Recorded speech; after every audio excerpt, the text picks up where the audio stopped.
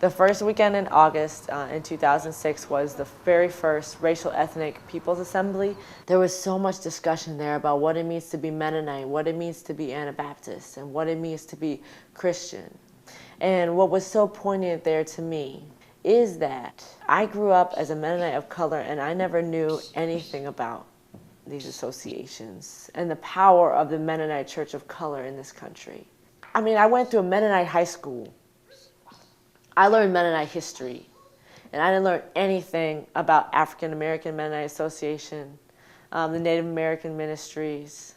The Asian group has a binational group. I didn't learn about them, or Iglesia Menonita Hispana, Hispanic Mennonite Church. Those are crucial organizations that help advocate for Mennonites of color and put our issues on the table, because otherwise those issues have not gotten talked about historically, and I believe today continue to be talked about rarely, if ever, if there aren't people there pushing them.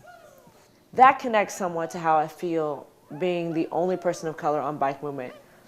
Being the only person of color on this trip has been difficult in a number of ways, but I think the main one is that I feel like if I don't speak up on a certain issue that has to do with, especially as racial components, that component won't exist in the conversation. I feel like I need to be strategic and make sure that I'm on my toes and making sure that we're speaking inclusively and thinking outside our boxes. That role is okay, but when it's played by 2, 3, or 4 people at one time, you can kind of spread out the pressure of what it means to say, well, not everyone resonates with what it means to use the hymnal as the central music book in a church.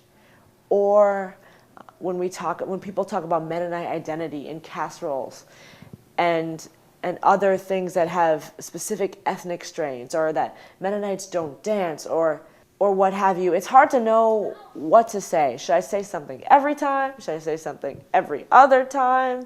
And so it's just really helpful to have a lot of people in on that conversation. And I think it also helps, too, in the sense of finding an anti-racist analysis that is workable.